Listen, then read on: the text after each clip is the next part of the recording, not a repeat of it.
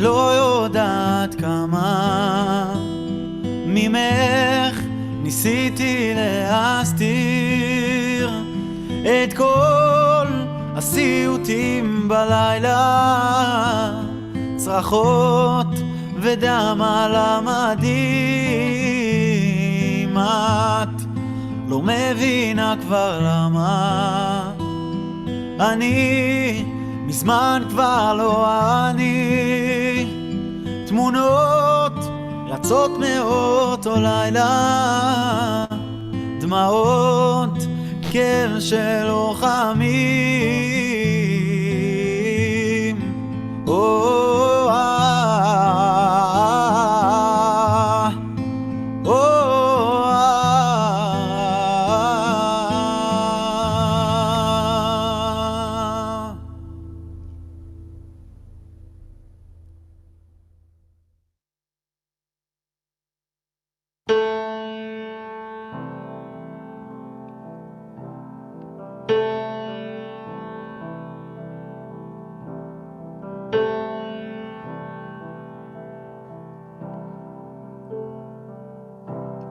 תכף אני ארצה שתלכו מפה, שאוכל כבר ליפול בשקט, שלא תראו את הפצעים נפערים, שנשאר לבד ונשבר לאט.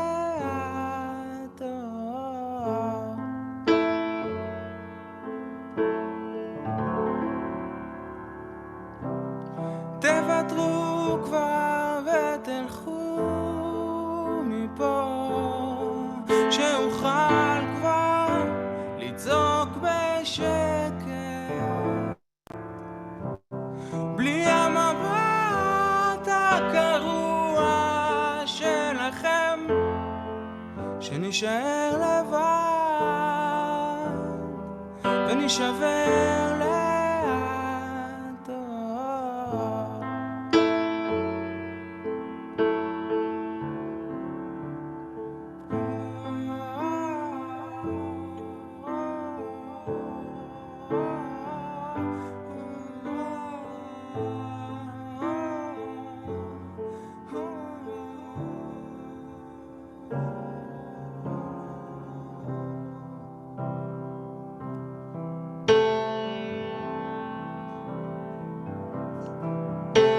אבות ובנים, סבתות ונכדים, הלב שלי מה מתפוצץ, מי אשם לה, מי אשם לי, מי פרד ממי. אבא בוכה על בן, בוכה על אבא, תכף אני ארצה שתלכו מפה, לא אפחד ליפול, לא אפחד לגדול, לטבוע או לשוט, לחיות או למות. אבות ובנים, סבתות ונכדים, הלב שלי מה מתפוצץ, מי אשם לה, מי אשם לי, מי יקבור את מי. אבא בוכה על בן, בוכה על אבא, אבא בוכה על בן, בוכה על אבא.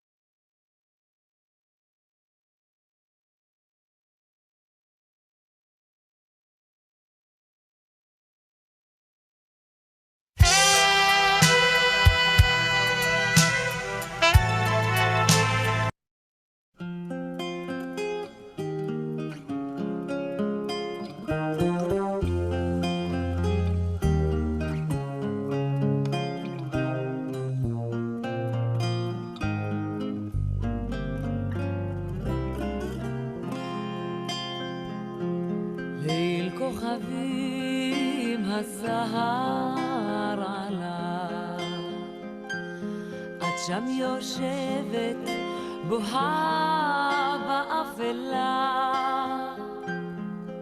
שעה חולפת יום ושנה, ואת עדיין לא מחכה. שעה חולפת יום ושנה, עודך עובדת שבויה באמונה. את פרי גנך את תבקשי, מי לך יאמר ומי לך ישיב, מרדבך רודפים הימים, נותרת לבדך.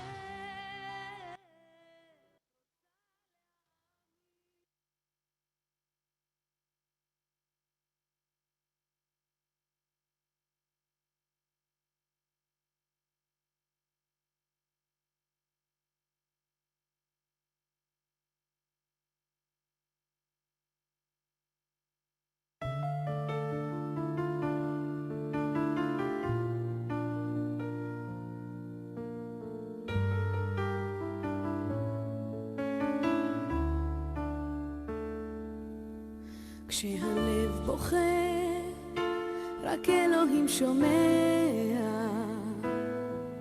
הכאב עולה מתוך הנשמה,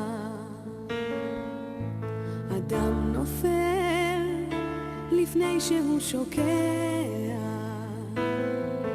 בתפילה קטנה חותכת הדממה.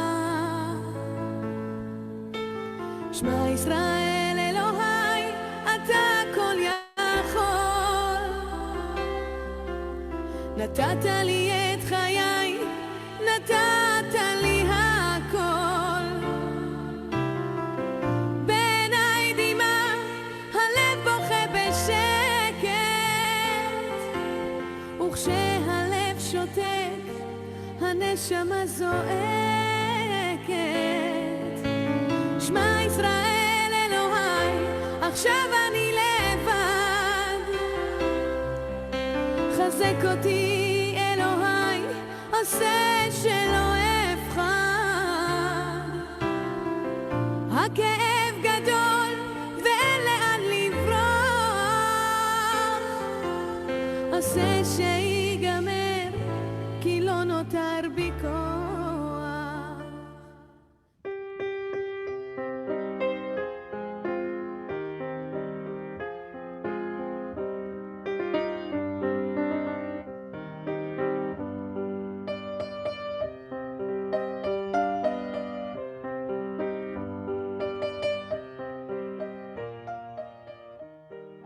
Good evening.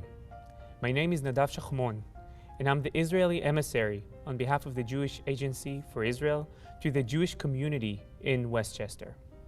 Tonight, we take a moment from our busy life to pay respect to the Israel Defense Force soldiers who fell in the line of duty for the State of Israel, and all the victims of terror throughout Israel's 73 years of existence. We'd like to begin this evening with the national anthem of the United States of America. Oh, say, can you see by the dawn's early light what so proudly we hailed at the twilight's last gleaming, whose broad stripes and bright stars through the perilous fight o'er the ramparts we watched were so gallantly streaming, and the rockets' red glare, the bombs bursting in air, gave proof through the night that our flag was still there. Oh, say does that star-spangled banner yet wave the land of the free and the home of the brave.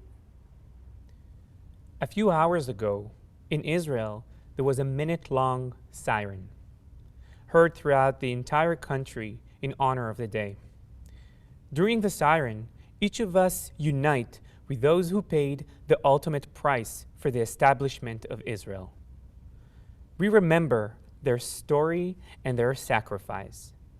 We think of life that stopped and all that was taken away, the joy they brought to the world, the void and sorrow that remained. We honor the family that were left with memories, the mother that wants to make her son's favorite dish just one more time when he comes back home, the father that drives every week to make sure the tombstone is clean, the wife that sees his face every time she looks at her daughter. The grief and the sorrow are parts of our culture. As Israelis, we learn to live with them. The memory is not only engraved in our past, it dictates the present and in many ways affects our future. The memory is part of our identity as Israelis who needs to protect our country for ourselves and for the sake of the entire Jewish people. We rise for the siren.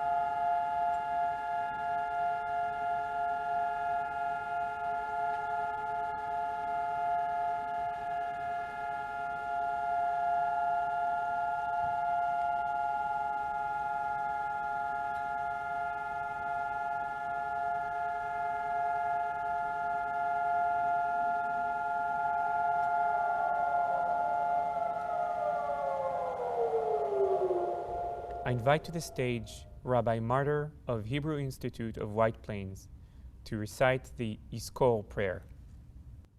Yizkor Elohim, v'yizkor Am Yisrael, et banav uvunotav, hanemanim v'ha'amitzim, chayalei tzva haganal Yisrael, v'chol lochamei hamachtarot, v'chativot halochamim b'marachot ha'am, v'anshei kilot hamodi'in, habitachon, המשטרה ושירות בתי הסוהר, אשר חרפו נפשם במלחמה על תקומת ישראל, וכל מי שנרצחו בארץ ומחוצה לה, בידי מרצחים מארגוני הטרור. יזכור ישראל יתברך בזרעו, ויבל על זיו העלומים וחמדת הגבורה, וקדושת הרצון, ומסירות הנפש של הנספים במערכה הכבדה. יהיו חללי מערכות ישראל, עטורי הניצחון, Chatumim belev Yisrael, ledor dor. I invite Renana Shvil to light the candle for all the fallen soldiers and the victims of terror. Renana's nephew, Yuval Hyman, fell in Operation Tzuk Eitan in 2014.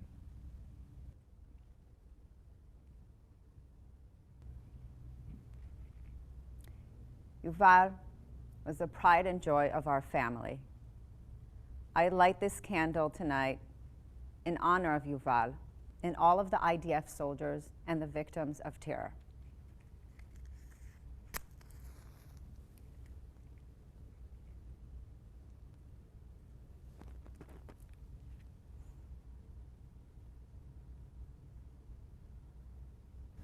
I invite to the stage Rabbi David Wilfond from Sha'arei Tefillah to recite the Mourner's Kaddish. יתגדל ויתקדש שמי רבה, ויאמר דברי חיותי וימליך מלכותי, בחייכון וביומכון ובחיי דכל בית ישראל, בעגלה ובזמן קריב, ויאמרו אמן. יהי שמי רבה מברך לעולם עולמי עולמיה. יתברך וישתבח ויתפאר ויתרומם ויתנשא, ויתהדר ויתהלל ויתהלל שמי קודשה בריחו. לאלה מן כל ברכתה ושירתה, תושבחתה ונחמתה, דאמירן בעלמא, ויאמרו אמן. יהי שלמה רבה מן שמיה, וחיים עלינו ועל כל ישראל, ויאמרו אמן. עושה שלום בין רומיו, הוא יעשה שלום עלינו ועל כל ישראל, ויאמרו אמן. I invite to the stage Cantor Marcus Ashkenazi from congregation JCCH to recite the El Maleh Rachamim prayer. El Maleh Rachamim Shochen Bamromim Hametzei Menucha Nechona Tachat Kanefei Hashchina במעלות קדושים וטהורים כזוהר הרקיע מזהירים לנשמת חיילי צבא הגנה לישראל שמסרו נפשם על גאולת ארצנו. אנא בעל הרחמים, הסתירם בצד אל כנפיך לעולמים, וצרור בצרור החיים את נשמתם, אדוני הוא נחלתם, וינוחו בשלום על משכבם, ונאמר אמן.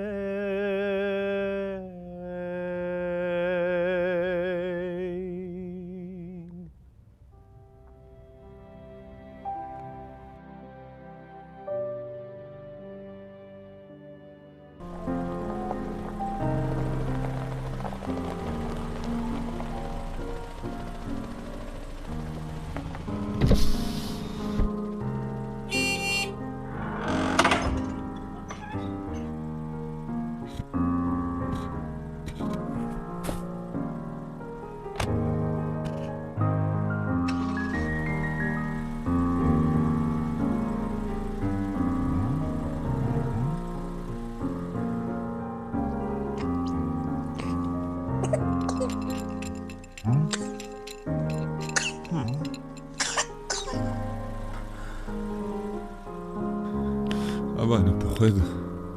יש פה בלגן, אין אוכל, אין מים. אני מהמלחמה הזו חוזר בארון מתים. הטנק יעלה על זירת מטענים, נפרוס זחל, לא נוכל להתקדם יותר.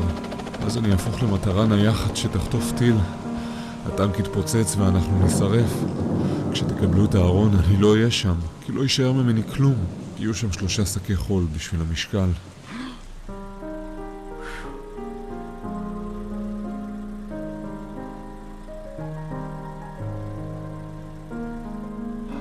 אבא, אני חייב ללכת.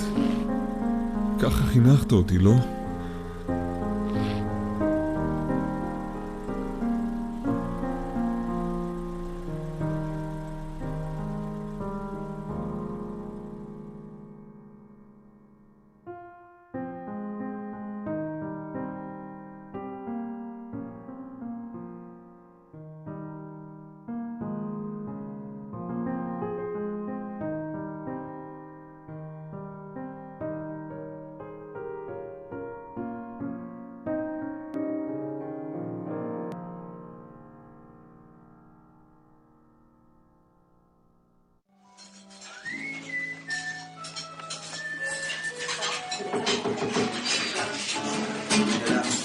אני חושב, אולי אני צריך יותר אהבה, ועשו הבנאלי.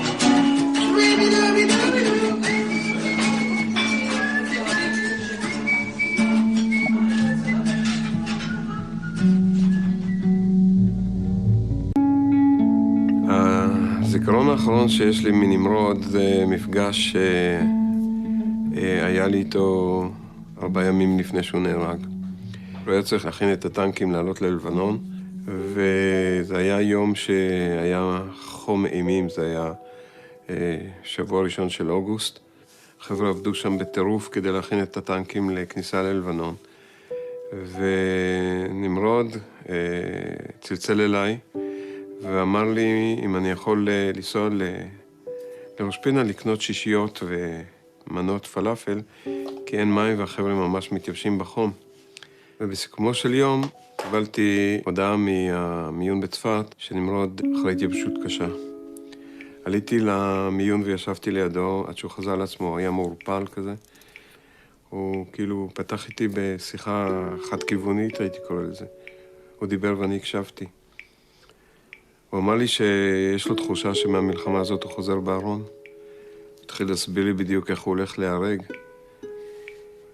אני אומר לו, נמרודי, תעשה לי טובה, סגור את הפלאפון ותיעלם.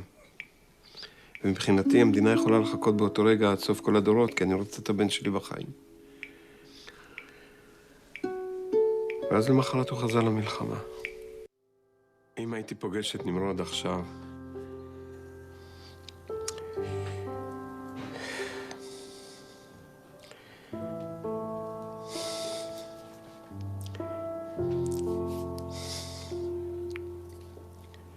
הייתי מחבק אותו ושותק, מחבק ומרגיש.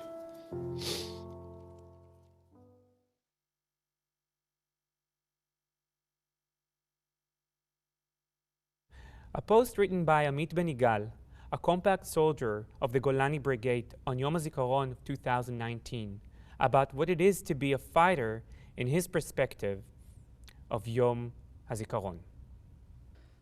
אני עמית בן יגאל, גאה להיות גולנצ'יק. כל שנה מאז שאני זוכר את עצמי, ערב יום הזיכרון לחללי מערכות ישראל תפס אצלי משהו חזק בלב.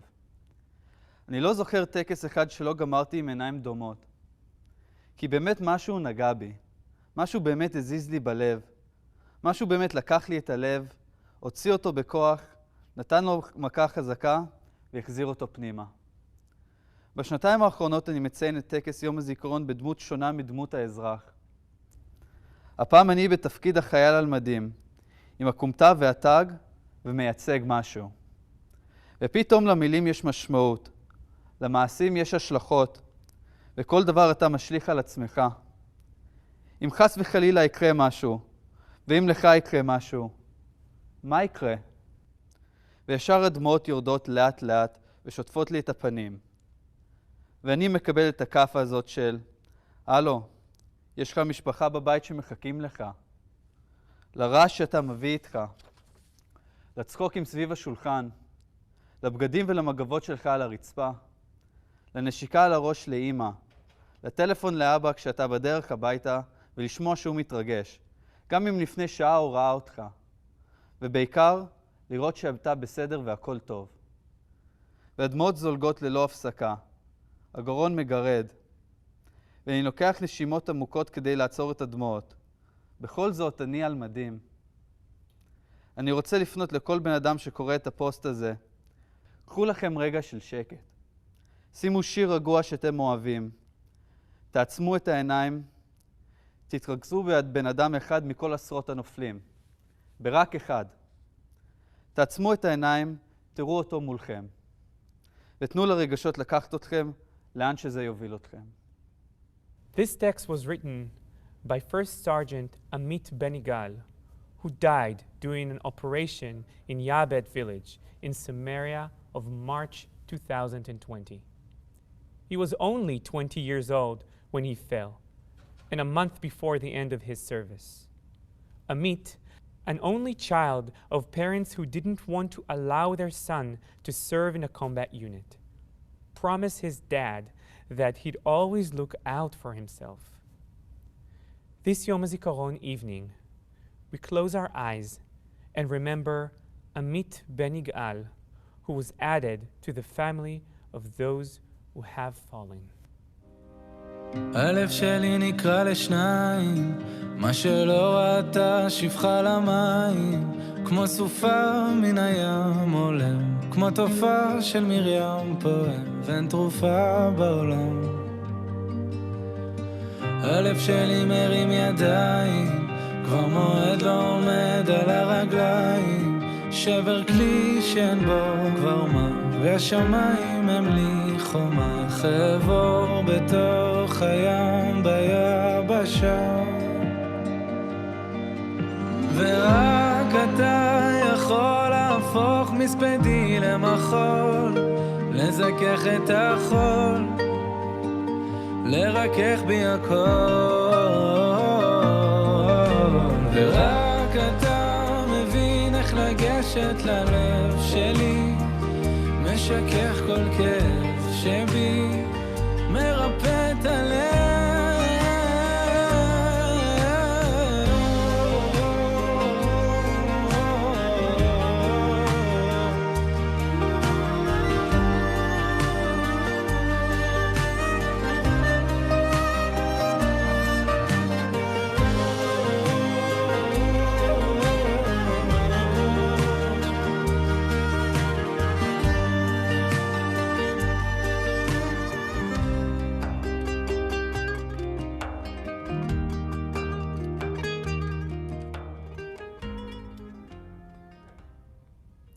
A few weeks after the outbreak of Yom Kippur War, the soldier Reuven Politi wrote a poem about the feeling of a soldier in the battlefield.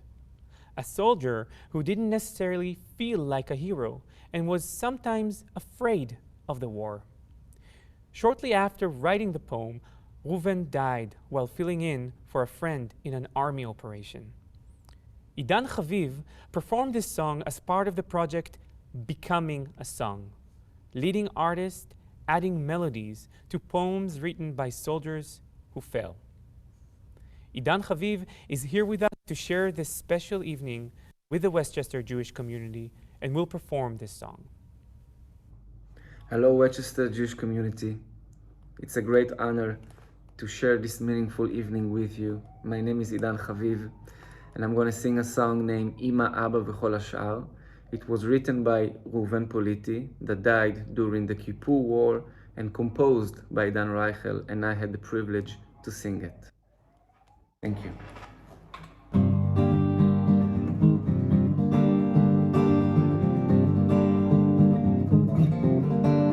וכשהלילה תם והשמש מאירה, את תדעי אמא מה לעינינו נראה, מה לעינינו נראה.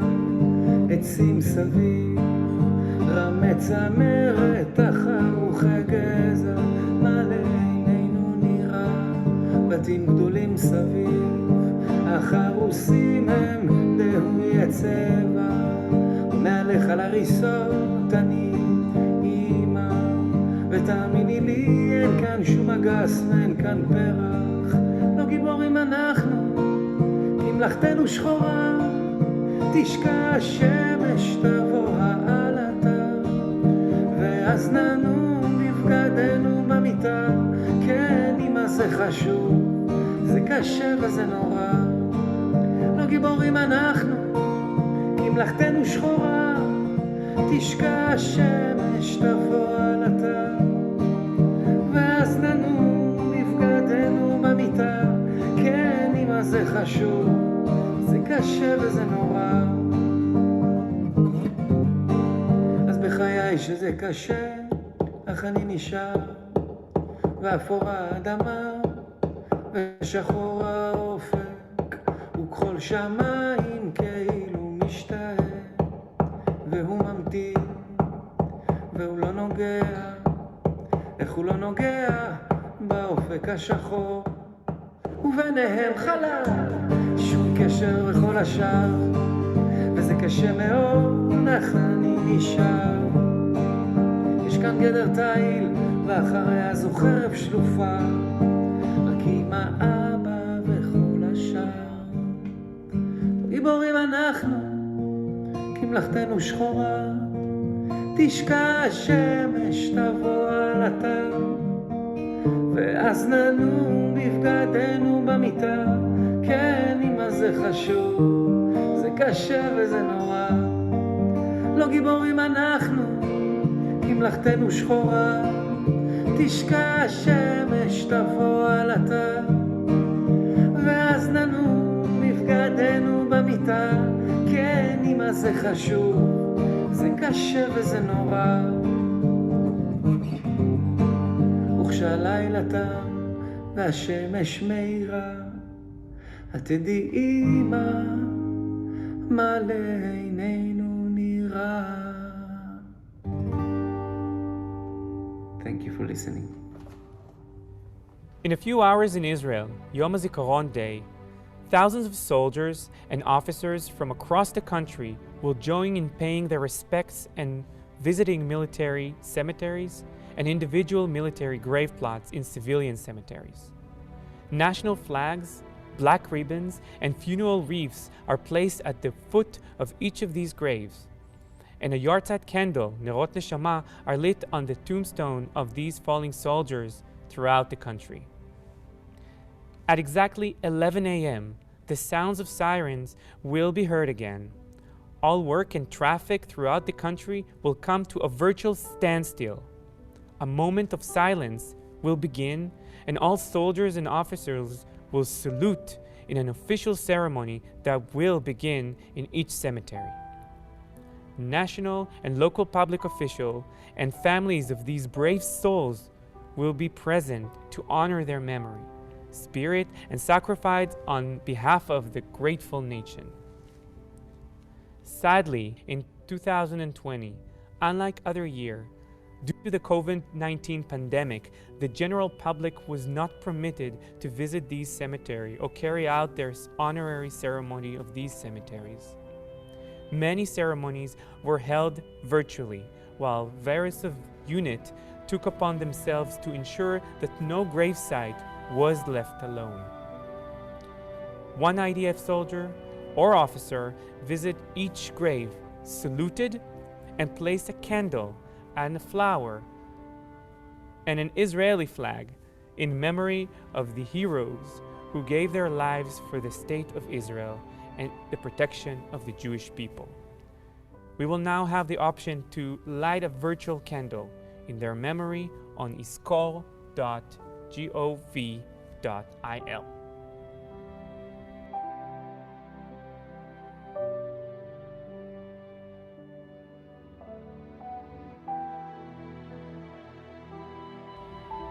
Good evening. My name is Liat Reisman. I finished my service in the IDF in 2011 as a major in the Intelligence Corps.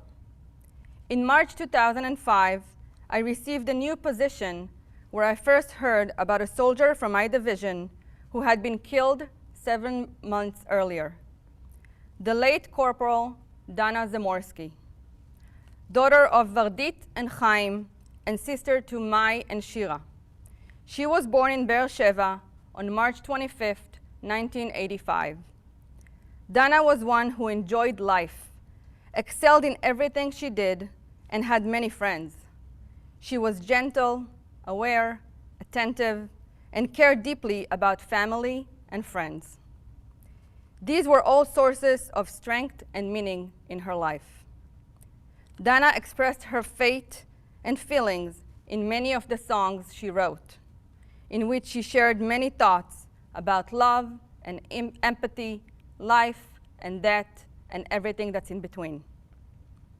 On October 1st, 2003, Dana enlisted in the Intelligence Corps and served as a Human Resources Personal Coordinator.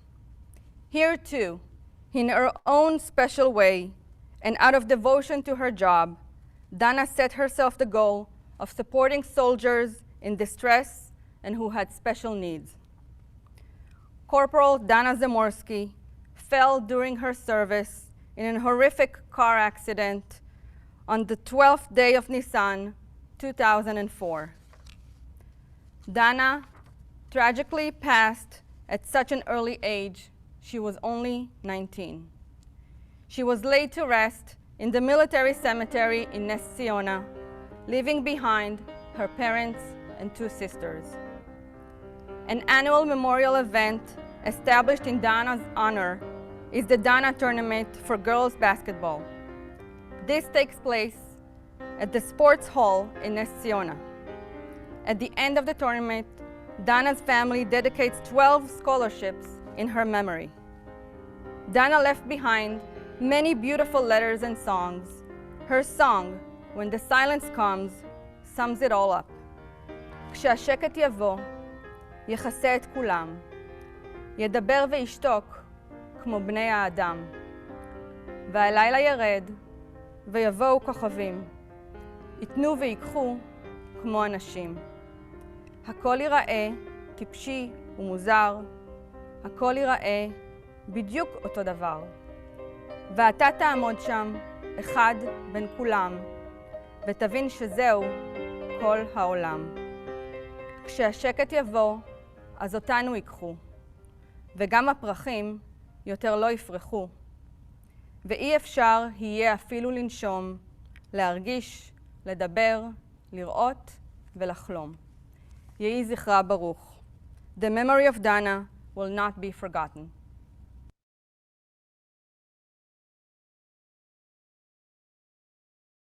Yosef Chaguel fought in the bloody battle at Ammunition Hill as part of the fight for Jerusalem during the Six-Day War. Here is a part of his testimony. I was injured. Paramedic Shlomo Epstein started treating me. I was injured, and while he was taking care of me, I continued to be a target from the bombs.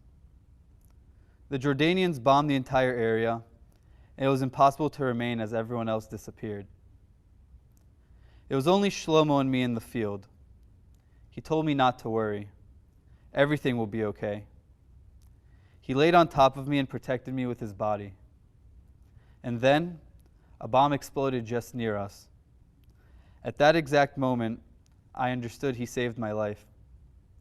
Shlomo Epstein died only because he protected me with his own body and didn't leave me alone in the field. Shlomo's heroic story is the story of many medics, paramedics, and army doctors. The famous writer Dan Almagor illustrates the role of the medic in the battlefield in the poem Balad al HaChovesh, Ballad for the Medic. הם התקדמו לאט, הכל היה רגוע. מנגד הנהר וגומם מרשרש. פתאום רעם ברק, אחד צעק, פצוע!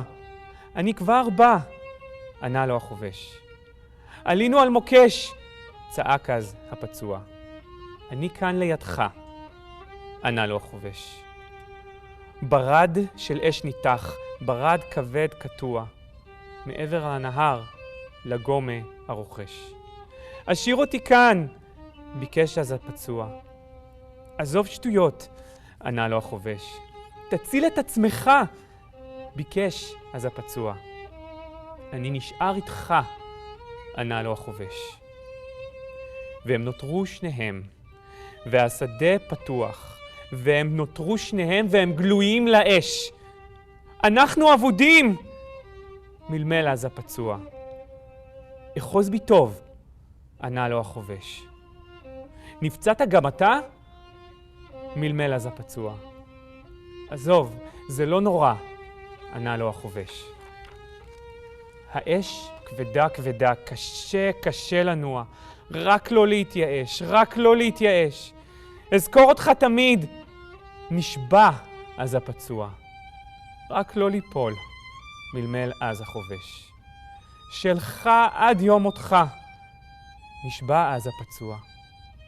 היום הוא יום מותי, ענה לו החובש. פתאום ענן אבק. פתאום עלתה הרוח וצל על הקרקע והוא קרב ורועש. ניצלנו, הם באים! איבב אז הפצוע, אך לא שמע מילה מהחובש.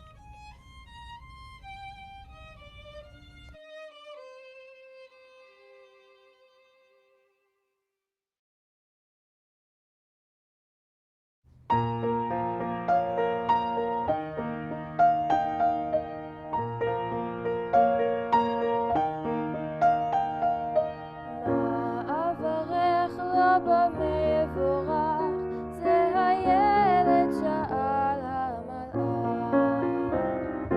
מה אברך לו במה יבורך, זה הילד שאל המלאך.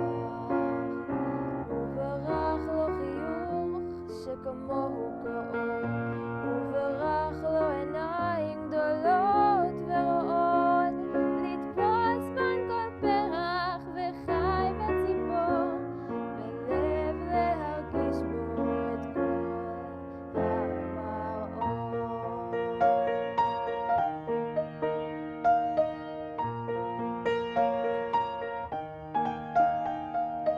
מה אברך לו במה יבורך, זה הנער שאל המלאך.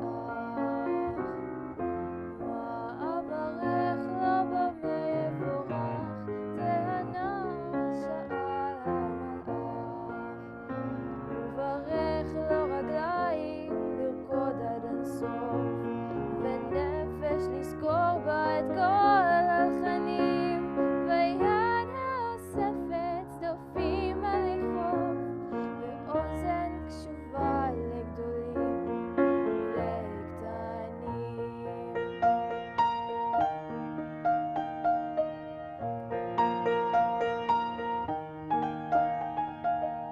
מה אברך לו במה יבורך, זה העלם שאל המלאך.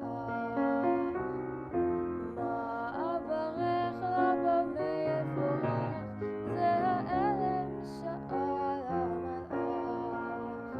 וברך כי ידיו הלמודות בפרחים, יצלחו גם ללמוד את עוצמת הפלדה, ורגליו הרוקדות את מסע הדרכים, ושפתיו השרות את מקצב הפקודה.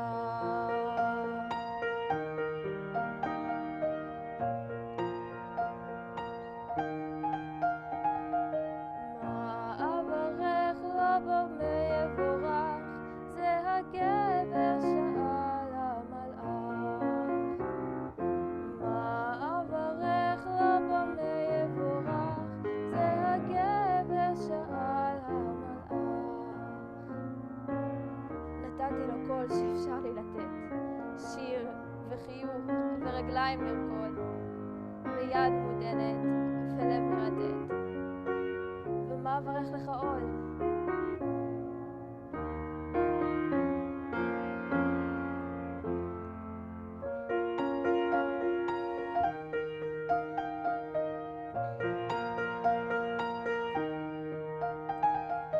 מה אברך לו במה יבורך, זה הילד העלם הרך.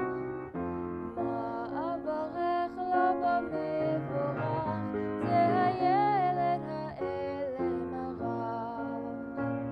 הנער הזה עכשיו הוא מלאך, לא עוד יברכו, לא עוד יבורך. אלוהים, אלוהים, אלוהים, אך ברכת לו חיים.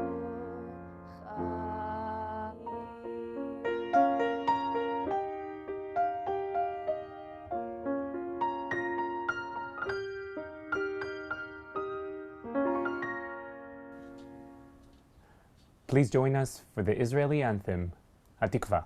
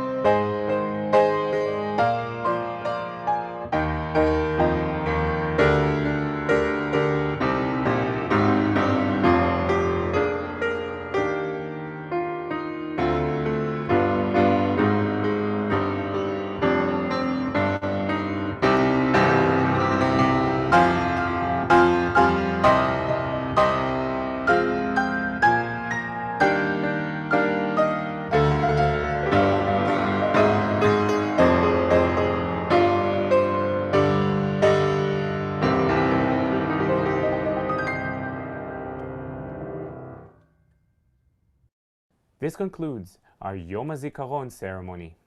We invite you to leave your Zoom link open, and in the next 10 minutes, we will start the story behind the name session. Penina Weiss will join us live all the way from Modi'in, Israel, to tell us the story about her brother Ari Weiss, who made Aliyah from Texas to Israel.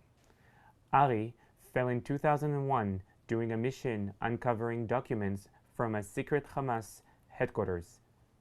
Thank you for joining us tonight.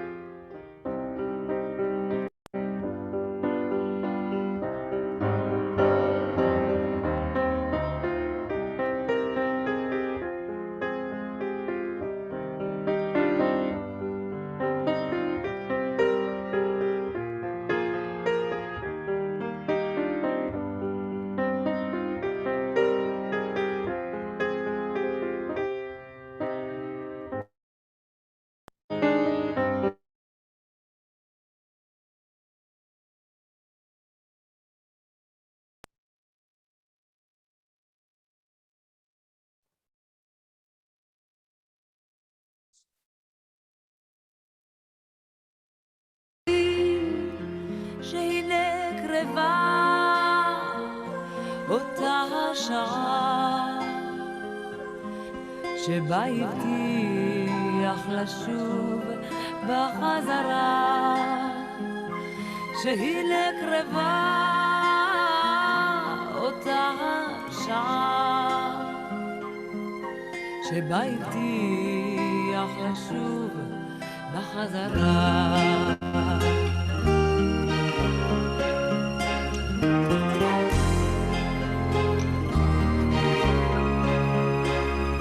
בדומיה עוטפת התוגה,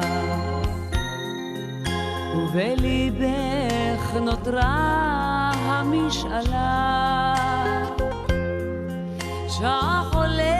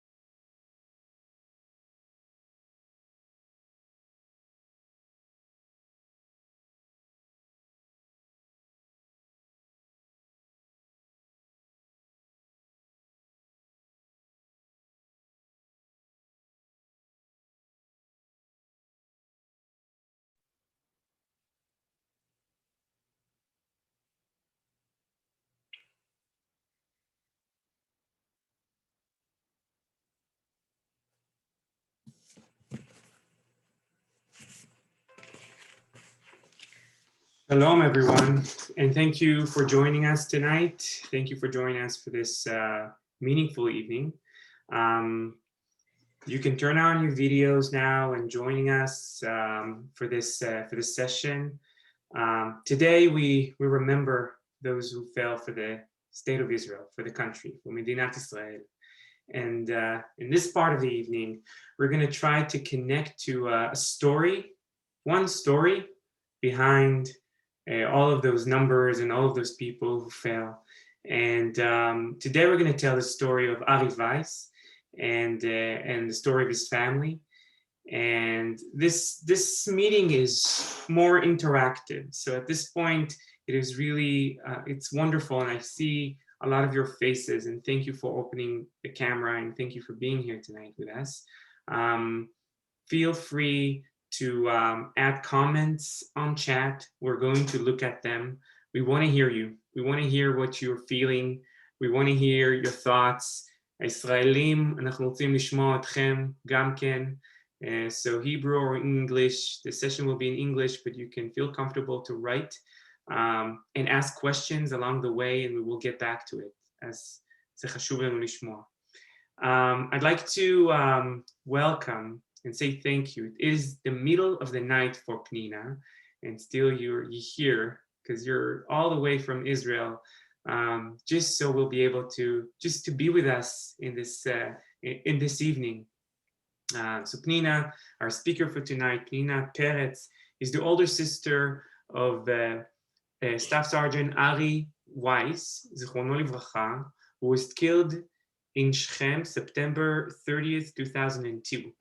Pnina has spoken all over the world about her brother's tragedy, and there are many feelings and experiences since. Pnina is married with 2 children and live in Modi'in, Israel, and we're really, really honored that you're here with us. So without further ado, I'm gonna transfer this to Pnina. Good evening, and thank you so much for welcoming me into your beautiful community. You are muted, and we can't hear you. Can you hear me? Try to fix that.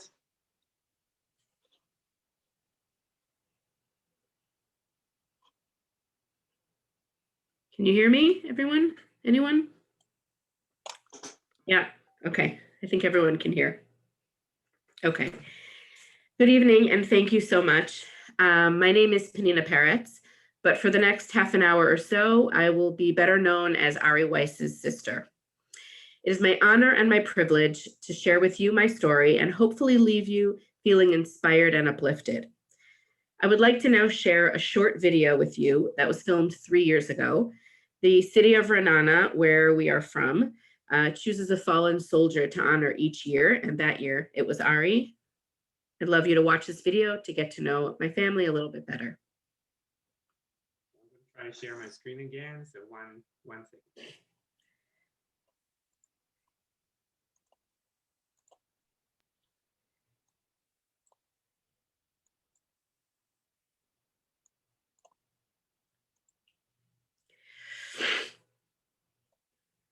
חמש בערב בגלי צה"ל, שלום לכם. סמל ראשון, ארי וייס, שנהרג אתמול בשכם, הובא למנוחות בצהריים בבית העלמין הצבאי ברעננה. סמל ראשון וייס היה בן 22 במותו.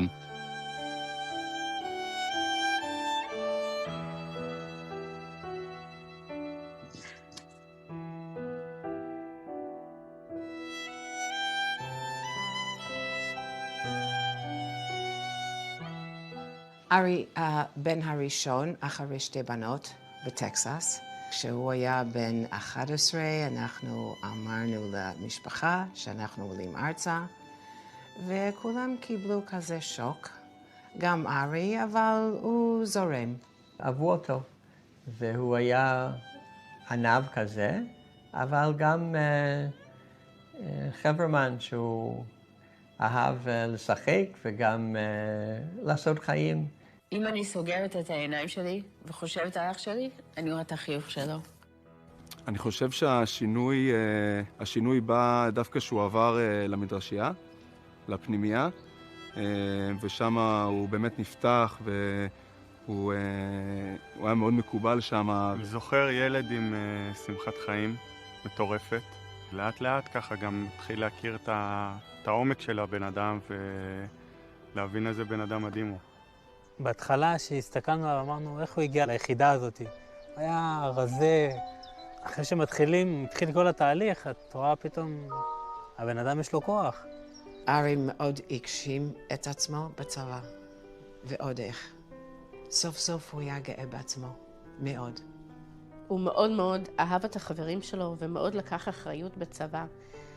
וכל כך הרבה פעמים הוא פשוט מילא מקום שמישהו ונתן למישהו אחר לחזור הביתה. ארי היה המגבש. היינו קוראים לו פיסמקר. היה תמיד מפייס בין אנשים.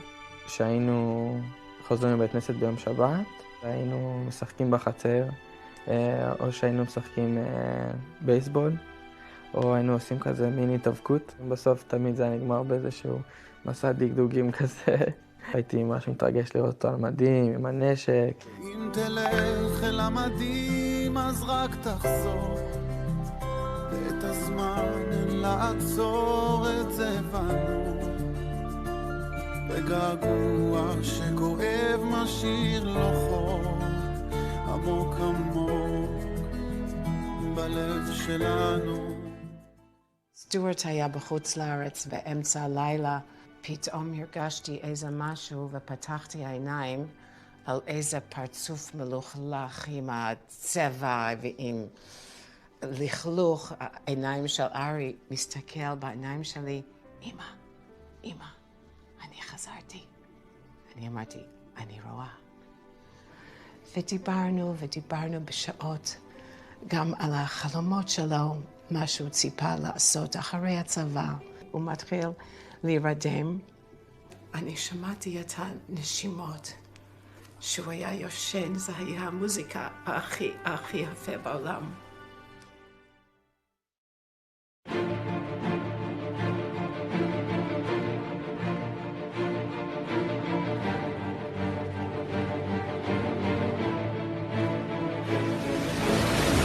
בסביבות 6:05 ככה, שכבר היינו בשמירה, זיהינו 3 אנשים שמסתובבים במרחק של 50-80 מטר מאיתנו.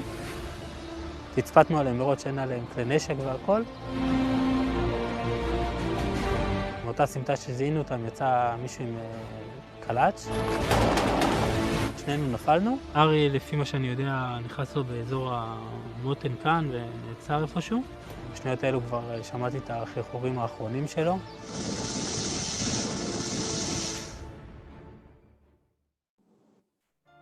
ראינו בטלוויזיה שאומרים שיש אש כבד בשכם. דווקא אנחנו הלכנו לאיזה פדיון הבן שהיה קרוב לכאן, שאמרתי לסוזי בואו נעשה עוד מצווה של פדיון הבן, אולי זה יעזור אם באמת הוא בתוך העניינים שם. אז שמעתי שהיה אחד פצוע ואחד שנהרג. אני התפללתי בכל שרק שהבן שלי יהיה עדיין בחיים. ואז כשחזרנו מהפדיון הבן, ראינו כמה חברים מחוץ לבית. פתאום מישהו מרים לי טלפון, זה חבר. אז הוא אומר לי, מה, לא שמעת שארי נהרג? עכשיו, בשנייה הזאת הרגשתי שכל הרגליים שלי כאילו חם כזה ברגליים, וכל הרצפה, כמו שאומרים, שהעולם כאילו נשמט מתחת רגליך. נפלתי.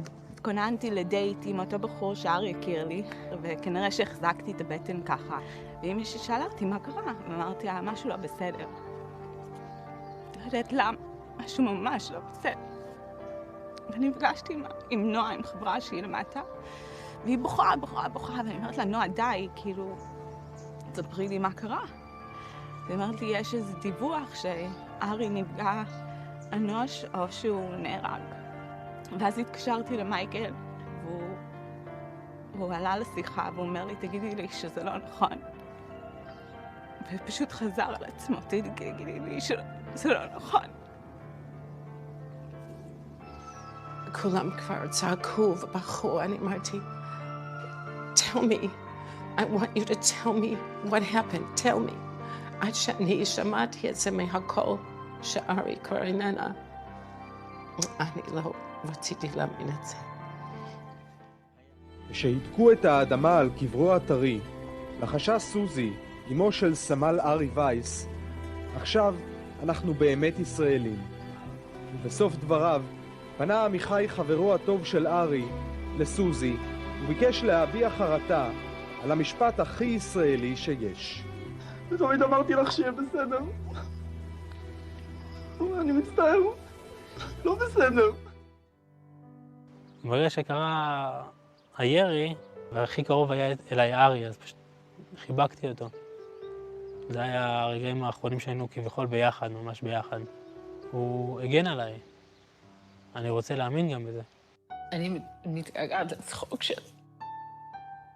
וללב טוב שיש לו, שהיה לו. בכל התמונה של המשפחה הוא חסר. תמיד לא מרגישים שלם. אנחנו ממשיכים, אבל לא שלמים.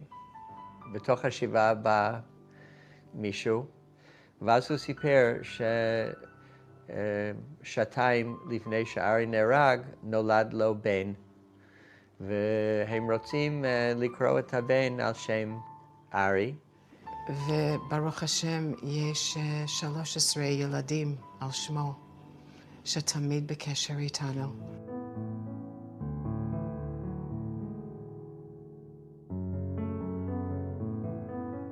אני אחת היחידות במחזור שלי שהלכה לצבא. נורא רציתי להתחבר לעולם שלו, שאני הכרתי שזה הוא. זו ההחלטה הכי טובה שעשיתי בחיים שלי.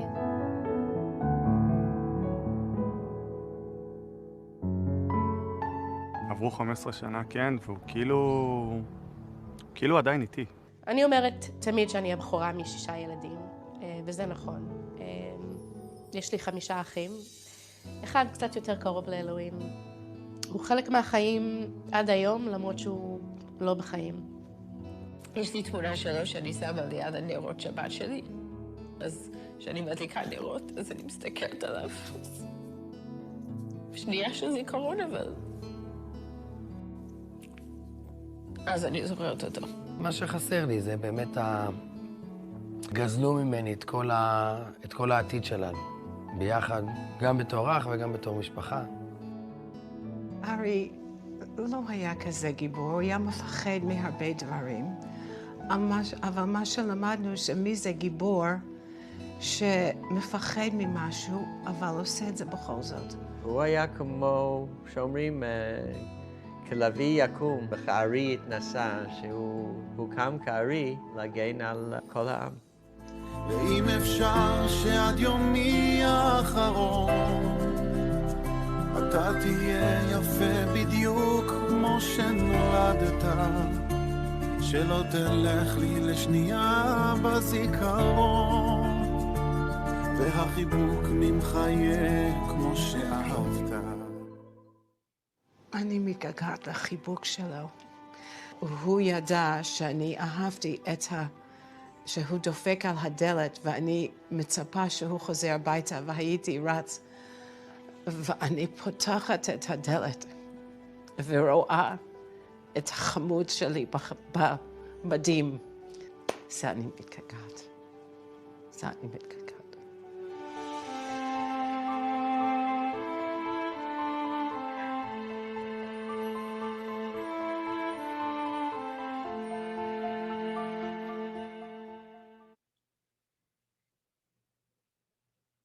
I have to say that every time I've watched this video many times, and every time I watch it, I ended up with tears because it's so moving and it's so touching, and I have the privilege to get to know Penina and your family closely, and they are just amazing people. So Penina, if you can kind of gather your thoughts and strength and maybe share with us a little bit more. Great, thank you. Yeah, it doesn't matter how many times you watch that video, it gets you every time. Almost 19 years ago, my brother Ari, a sharpshooter in the Nachal Brigade, called my mother and said 3 words that no mother likes to hear. Mom, I'm hungry. That was all my mother needed to hear to set out on a mission to collect food for Ari and his 24 soldier friends. She went from restaurant to restaurant in our hometown of Renana and shop to shop, gathering eats and treats for the soldiers. She went from Kippah Duma shawarma, where the proprietor simply asked how many, before filling bags with grilled turkey sandwiches, to the Roladine Bakery, where she came away with individual honey cakes engraved in frosting, saying, "To a soldier, Happy New Year." Before she knew it, she literally had collected enough food to feed an army. I still remember that night. I had gone with a good friend to an army base nearby where Ari was serving to deliver the goods. Ari and his friends were shocked beyond words. You should have seen their faces when they received these food packages. They profusely thanked my mother and told her that she now has 24 new sons. My mother was beaming with pride. The story was picked up by the Jerusalem Post, who not only printed the article along with a colored picture in their Friday edition, but put it in the international edition as well. In the process, we discovered the soft heart and goodwill beneath the Sabra prickles. The point of the article was not how my mother was able to gather enough food for an army in the span of an hour, but the willingness of total strangers just wanting to help the boys who are busy protecting our nation. Schools along the East Coast of the United States gave the article to their students to translate into Hebrew for their language class. A synagogue in Hong Kong read it aloud to the congregants on Shabbat morning, and soon enough, my brother Ari was being spoken about worldwide. How ironic it was that just 18 days after everyone had seen Ari's smiling picture in the paper, they now saw his picture in the paper again, but this time under different circumstances. My family and I made Aliyah from Dallas, Texas in 1992. I am the oldest of 6. Ari was the 3rd child and the firstborn son. My parents chose his name to be Ari in admiration of the character Ari ben Canaan, as played by Paul Newman in the movie Exodus. As a fighter, defender, and builder of the state of Israel, so shall this child be. The letters of his name, Aleph and Yud, Ari Yehoshua, also stood for Eretz Yisrael, as my parents had always dreamt of living and raising their family in Israel. Simchat Torah was the last time we would see Ari. We all had the great honor of being together as a family. Ari hadn't been home from the army for a holiday in a full year and was finally given leave so that we could all be together. My grandparents, Holocaust survivors, had made a special journey from Cleveland to Israel so they can see their grandson in green and attend one of his many army ceremonies. I remember this holiday so clearly. We stayed at the dinner table for hours and hours, laughing and just enjoying being together as a family. Who would have known that only 2 days later, the family would get together again, this time for a very different reason. On September 30th, 2002, Ari and his members of his unit infiltrated and seized a Hamas headquarters in Shechem, a very hot zone at the time. While sweeping the building for ammunition and intelligence, he was guarding the entrance to the building.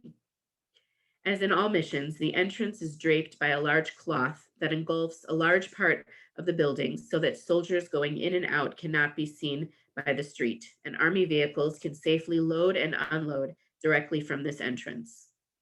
When dealing with this kind of warfare, it's not one that allows for much error, as the Hamas soldiers were headquarters was in a populated area filled with businesses and homes. 3 IDF soldiers were guarding the front entrance that day, when one soldier went to get water for the other 2, as Ari and his fellow brother in arms, Shai, remained. They noticed a man entering a building across the street. The water was on the way. All of a sudden, shots rang out and a fierce gun battle breaks out as Hamas militants try to take back the building and recover the lost intelligence. Ari and Shai are hit. Shai takes a bullet in the spine and goes down. Ari was shot in the shoulder. The bullet penetrated his lung, and he died instantly. The 3rd soldier, Moreno, who was getting the water, saved Shai's life by pulling him to safety. The bullet that hit Shai stole his ability to walk, but he went ahead to marry Tamar, his sweetheart, and have 3 children and named his eldest son Ariel. My father, a rabbi, officiated at the wedding. In the last nearly 19 years, since my brother Ari was killed, I have had the opportunity to encounter the Israeli and the Israel you never or rarely see, certainly the Israel you never read about in the news. It is, as I can report, an Israel with a huge heart, a towering soul, and an inner desire to do good. From the moment we received the horrendous news about our Chayal, we were shielded in a protective bubble of love and care that defies description. Within minutes of the Army's dreaded knock on the door, hundreds of friends took upon themselves to attend our every need, from providing 3 meals a day, to cleaning our house, to seeing to it that we are never alone. The entire Renana community, where my parents live, became mother hens and big brothers, and took us under their wing and stood by our side. Over 2,000 people attended Ari's funeral, filling the small Renana cemetery to the brim, with hundreds spilling out on the nearby streets. From near and far came amazing gestures of sympathy and solidarity. The Renana Starbucks, a short-lived miracle, sent dozens of specialty coffees to our home each day of Shiva. A neighborhood synagogue set up a mobile sanctuary in our living room so that we can pray at home. The mayor of Renana himself had my grandparents' flight back to the US changed so they could be with us for part of the Shiva. The pizza shop down the street sent tens of pizzas to our house daily. We opened the door early one morning to find that random people had sent over a cleaning lady to straighten up after the hundreds of well-wishers had come in and out of our house. Friends had washed the floors when they got dirty, and people were on waiting lists to get a chance to make dinner for our family. Ari's favorite food was peanut butter, and to this day, we get a tray of peanut butter goodies delivered to our house each year on Yom Hazikaron. We had a challah brought to us every week for a year by a complete stranger. Baruch Hadaya Jewelers in Jerusalem took the bullet casing used in the 21-gun salute to Ari at his funeral and made out of them, at no cost, commemorative rings for all of their family. A 10-year-old boy from Hashmonaim, who watched the funeral on television, saw my 10-year-old brother wearing a torn shirt as required by Jewish law and sent him a new t-shirt in the mail. We were overwhelmed with acts of kindness and generosity of the spirit from people we had never met before. Dozens came to visit us, expressing solidarity through the beautiful expression, "I share in your pain." Included among them, alas, were many who had themselves been victims of terror. They, more than anyone, know what it means to suffer and sacrifice for this great nation of ours. 3 incidents from that week from hell stands out in my memory. The first was just hours after we received the news. High-ranked officials were at our house explaining what had happened and what was going to be happening until the funeral the next morning. While listening, I asked them, at what point does the body go through the tahara, the purification process? They looked at me and made a face as if they had no idea what I was talking about. Thinking they were not familiar with the ritual, I asked them again, and they told me, Ari's body doesn't need to have this tahara done and doesn't need to be purified. He and all the other chayalim who die al Kiddush Hashem, in the name of Hashem, are already pure, and this really struck a chord with me. I never heard this before, obviously, but my brother was killed protecting our people and was on a level above the average person who leaves this world. During the Shiva, a couple clinging to each other walked hesitantly towards my mother. She needed to be reminded who they were as they approached, and she quickly realized she had never met them before. The couple crouched before my mother sadly and said, "I think we should get to know each other." After an inquiring look, they continued, "Your son is my son's new neighbor." Our hearts dropped. "Oh my God, when?" 3 months ago, they answered, in a car accident on leave for the weekend. "He is buried next to your son," they told her, and we were to be neighbors for life, often visiting the kever at the same time. Another woman, also someone we didn't recognize, ran in shaking her finger, screaming, "Lama lo chazaltem?" Why didn't you come back? You said you'd come back. When my mother had collected food for Ari's unit, the salesgirl at a local candy store said it was sure it was okay to give us the drinks we had asked for, but I should just come back in an hour so she could check with the store owner. To be fair, it had slipped my mom's mind and she walked on. That store owner did not forgive us for never coming back until she supplied my little sister Ayelet's birthday party with enough candy to keep every dentist in the area in business.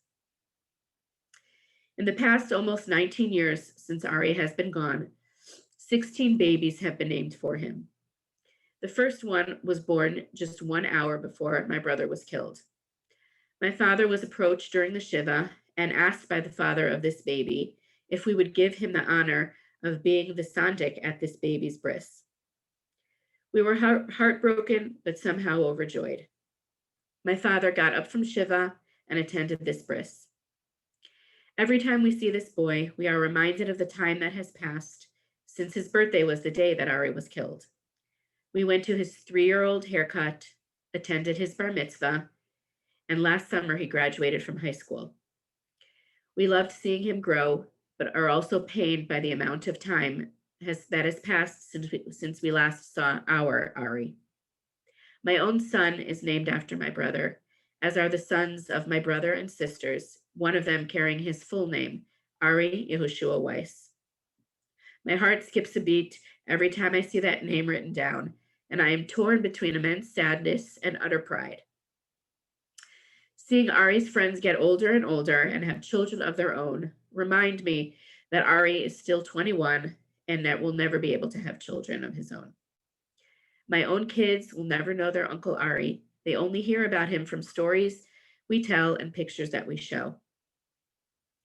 Beit Knesset Ohel Ari, the biggest synagogue and learning center in Ra'anana, was dedicated in memory of my brother.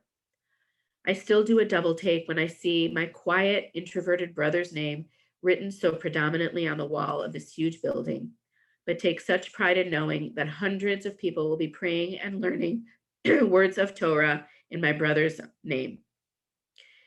Sifrei Torah scrolls have been donated in his name. Ari's comrades have tattooed his name and a picture of a lion on their shoulder in the exact place where he was shot.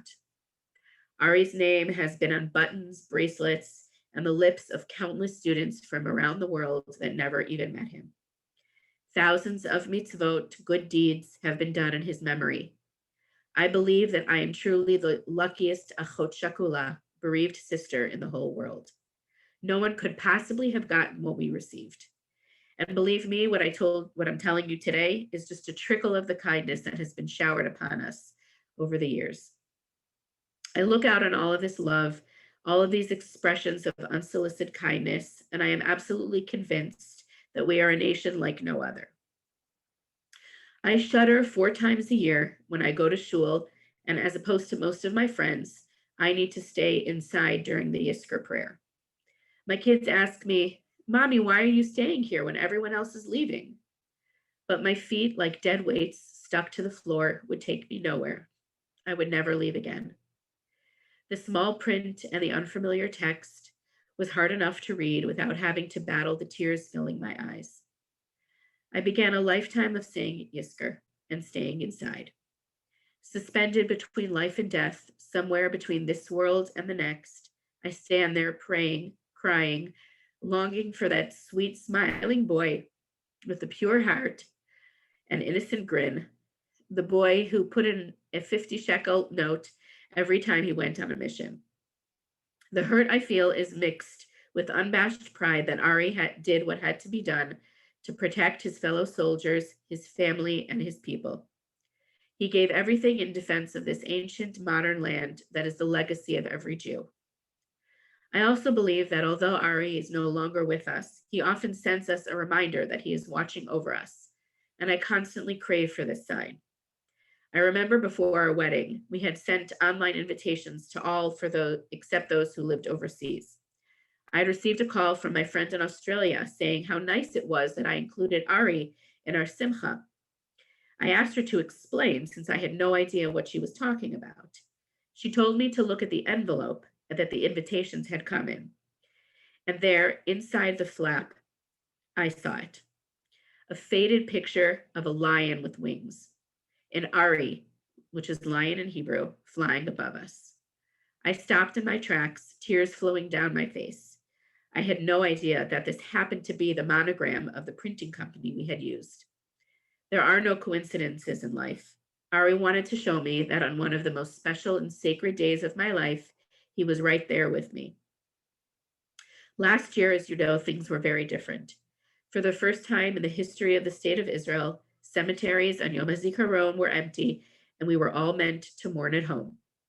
I stood twice last year, together with my family in my living room, in silence, with our heads bowed, as the siren heard all over the country blares. I have to say, it was probably one of the hardest years yet. We are unified as a people, but then, with the current restrictions, the families of the bereaved were banned from the cemeteries. I felt very alone. I needed to hug my parents. I needed to be the one to kiss Ari's precious name on his headstone, and I couldn't. Having said that, it was probably one of the most memorable Yom Hazikarons I have ever experienced. With everyone being home and with endless hours of free time, my family participated collectively in about a dozen memorials for Ari. His Army friends gathered to regale stories from their Army days. Ari's friends had a panel with over 80 participants, and those who wanted to speak were able to do so and share deep feelings that some of them have not had a chance to in years. My family was present, as any new story or picture of Ari is the greatest gift we can receive now. We stayed together until after midnight and clung on to every word and memory that we could. The following morning, I spoke to my son's first grade class about his brave uncle who loved to live, but only got a chance to do so for 21 years. It broke my heart to see my 6-year-old light a Yortzeit candle and tell everyone why his middle name is Ariel. The streets of Ra'anana wanted to memorialize the fallen soldiers of the city and temporarily named all the streets in the town after them. My parents went out in full Corona gear to see this for themselves. Thank God this year we are back to our usual schedule, and this evening I attended a beautiful citywide ceremony, this time accompanied by my 2 children, who have pretty much been sheltered from all of this, but now I feel like they're old enough to get a glimpse of the world, however sad, that we live in. We have an unparalleled courage, a unique stamina, an irrepressible spirit. And we are, deep down at heart, a genuinely good people who care mightily about each other. Yes, at times we let our baser instincts and our weaker sides prevail, and we lapse into petty bickering and behavior. But when it really counts, we rise to the occasion and embrace the finest values of the human condition. And that is why, despite the heartache and the losses and the setbacks that we suffer, despite facing a cruel and despicable people who seek our destruction, despite losing my own brave and beautiful brother, I am almost certain that we shall triumph in this war and in all future wars. And I know that Ari, whose death has sparked such an outpouring of positive emotion around the world, did not die in vain. In closing, I wanted to share a poem read at a recent Yortzeit of Ari's. Ari, my brother, has it really been 16 years, full of mountains and hugs and oceans of tears? That your smile, your demeanor, your sweet, gentle ways remain only in our hearts and at the pictures we gaze. People still try to comfort and imagine how we feel. I listen to them speak and still think this can't all be real. Their actions, their look, they all feel so sorry, but none of them know what it's like to lose you, Ari. At 16, your big joy was to devour mom's cooking. It's when your braces came off that we realized you were actually good looking. This skinny little kid was growing up quite well when you discovered a comb and even hair gel. When it was my turn to shower, I would inevitably yell, "Where's the towel? There's no more," because all of them were in your room, lying on the floor. There were years with some pain and many an ouch, but there was no sweeter sound than your Friday night snoring on the couch. Our days revolved around your calls, and I was always in. I just knew by your, "Hey sis," the kind of day that it had been. We knew your hiding places for tzedakah when the going got rough. But I guess, my dear Ari, it just wasn't enough. You crammed so much into your vacation till well into the night. The only things you dreaded was the Sunday morning sunlight. They say you were fierce as a lion, yet gentle as a lamb. We all used to giggle when you called us your fam. Your midot and your mitzvot were not always to keep. Many times your praying was only caught up before sleep. I know they made fun of what you would and wouldn't eat, but I know that's because of that, you got a good seat. People still tell us stories of your ben adam l'chavero. I think at times to a fault, you are always willing to share. I never met someone so young, yet with so many friends. Wherever we go, it still never ends. In all of these years, there are no new memories of you. Looking at that same doggone pictures will just have to do. No new stories of aspirations, true love, or kids. We plaster on smiles when your friends come to visit. We watch as they age, their hair even graying. They bring over their kids, and we quell as they're playing. But deep down and outside our hearts, they yearn and they ache for the life you'll never have, and all for our sake. But Ari, without you, life goes on, so it seems. I just wish I could wake up from this horrible dream. We all go about our business as if all is okay. Sometimes I wish we could just get through the day. So much has changed since I kissed you goodbye, but some stuff stays the same no matter how we try. Our family will never be the same since nobody answers when we call out your name. So Hashem, take out the file on this kid Ari Weiss and see for yourself that he paid the ultimate price. We've given you his life, his smile, and his touch. But Hashem, you gotta know we miss him so much. Thank you.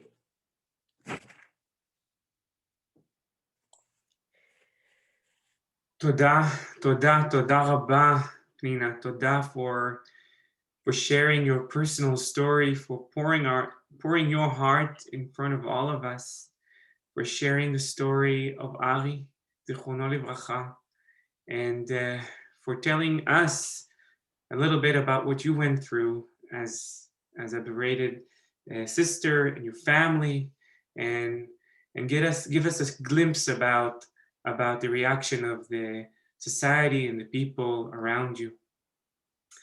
I do want to take a deep breath and talk to all of you who are in this Zoom meeting. This is the time to think about questions.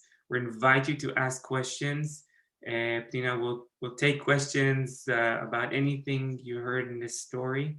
I do want to just read out some of the comments that I saw here. Of course, Toda Rabba, Pnina, Zichro Baruch. Thank you, Pnina, for sharing a story in the most beautiful way. Arlene, we have Adina Friedman saying thank you for sharing this beautiful, tragic, personal story. Toda Rabba. And if I may ask the first question and get us started. One thing that when you hear your story about Aliyah, I'm sure you've been getting these questions a lot. There is a choice. You didn't have to make Aliyah, and then you went up, and you made Aliyah, and you ended up paying the highest price. And since Ari passed, did you or your family had any regret or second thought of making Aliyah? That's a very good question. A lot of people have come and asked us what keeps you here. Coming from America, we didn't know about this. Israelis, almost every Israeli you'll meet knows someone who was killed in one battle or another. But coming from Dallas, Texas, this was the furthest thing from our minds. And it really it pained us deeply, and it still pains us. My father is a rabbi, and he's a man of faith, and I think his faith has really helped our family gather our strength and know that he is one of the many people that died for our country. We don't regret being here. We know that this is all of God's master plan. It does frustrate us, but as I mentioned in my speech, we have learned to see the amazing good from people in this country. And unfortunately, I now belong to a club that I wish no one else would be a member of. And only people really in Israel can get it. And as long as I can go back to America and go shopping and go to Starbucks, I'm totally happy living here. I even married an Israeli, so I guess I was a true Aliyah success story. But yes, it always is in the back of our mind. What if we never moved here? What would have been? תודה. I do want to read another comment here, if I may, and invite you please to continue writing because your feedbacks here are incredible, and תודה רבה. So we have Nina with a beautiful tribute to Ari. May Hashem comfort you, your parents, and your siblings and your family. תודה. תודה, Hali. Another question that I'd like to pose is regarding to your emunah, your faith, and this is probably another question you've been hearing a lot of times. You mentioned your father is a rabbi, and I know how kovim atchem, kama what the emunah is so important to you. Since Ari passed, did you feel was that affected in any way? Was there any questions related to emunah to that regard? It definitely did question a lot of my faith. I remember shortly after Ari was killed, I was mad. I was mad. And I said to my father one day, I said, why did why did God kill my brother? And he replied, and he said, God didn't kill your brother. The bad people killed your brother. And I responded and I said, but who do you think sent those people? And to this day, I am angry at God. I live my life fully, and I do believe in Hashem. But when people say everything happens for a reason, I don't believe that's true. I will never know why God did this to my family, why my parents have to go through losing a child. And yes, there is a bit of anger and resentment inside of me that I don't think will ever leave me as believing and as full of faith as I am. It's something that I think many bereaved families feel, this anger and this resentment towards God, towards the state of Israel. For whatever it is, it is part of us, and for me, it'll always be a question that I will always have unanswered. Thank you. I know it's not a easy question to ask, and thank you for answering this. And I do want to ask another question that came up, and then really to take some more questions from who's on the call. We do have a lot of people on the call. When you named your son Ari, did you had a fear that you're tying fates, that maybe that would lead to the same destination, so to speak? And sorry for being a blunt question kind of thing. Okay. No, I believe that I was named after my great-grandmother, and every member of my family was named after a family member who perished in the Holocaust or a grandparent that was not alive. So I knew, and I was hoping that when I got pregnant that my firstborn would be a boy and that I could give him the same name. What was difficult for me was I couldn't name him Ari. I couldn't deal with saying, when Ari was killed and Ari's funeral with a son with the same name. So my son Eitan, his middle name is Ariel, which is Ari, and then we added Aleph Lamed El, which is Hashem's God's name, to it. And that made me feel better. It made me feel that God is with Ari, and we call him by that name sometimes. He 100% knows who he is named after.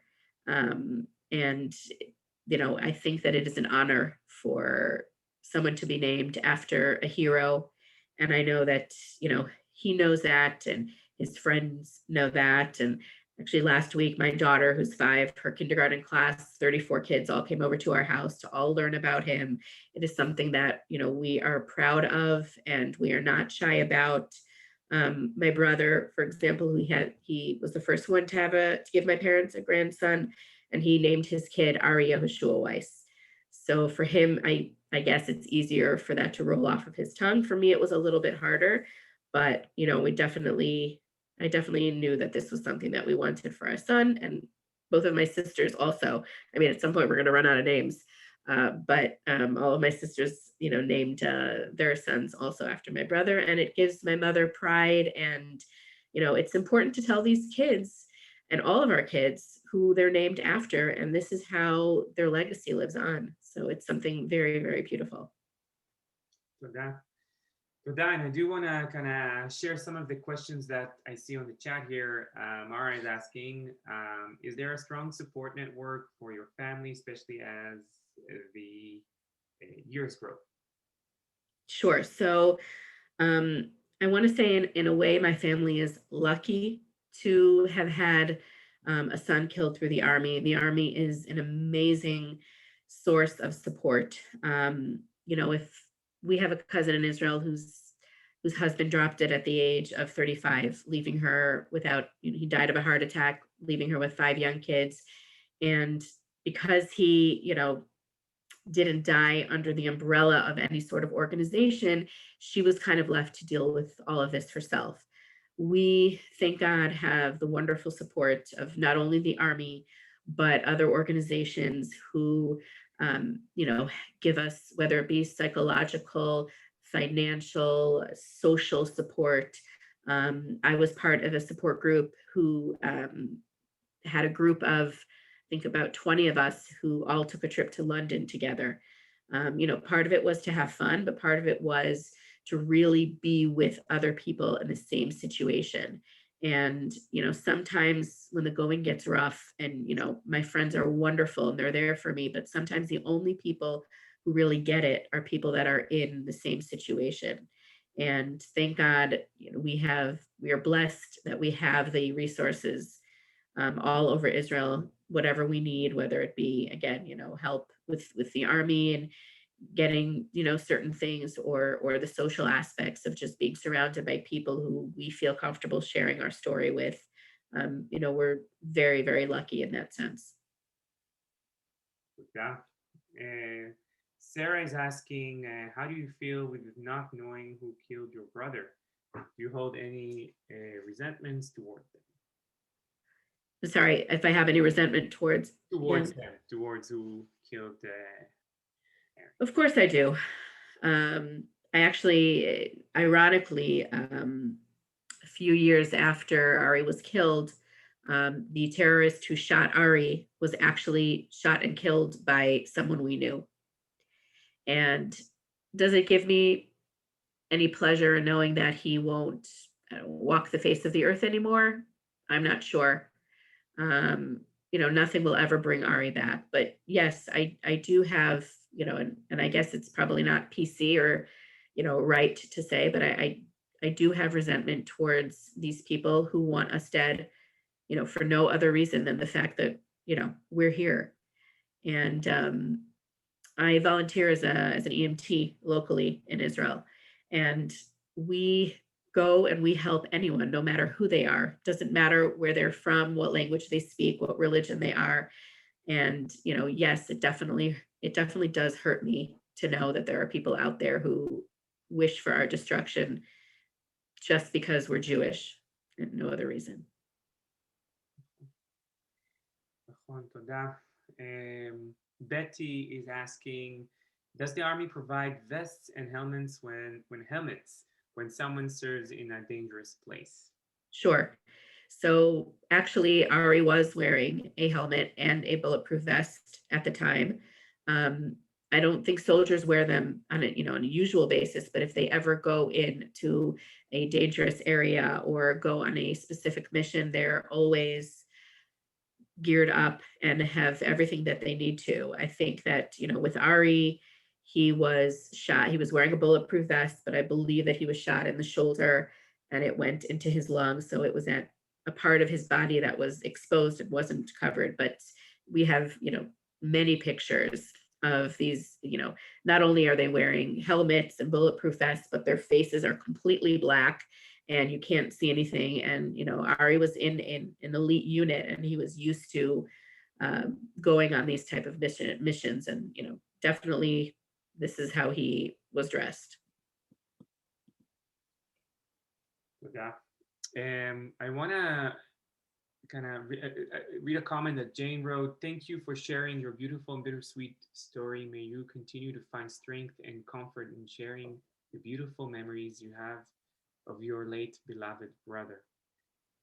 We do have a little bit of time for two more questions, and if I may, I'll ask you the questions that I was thinking about while you were speaking right now.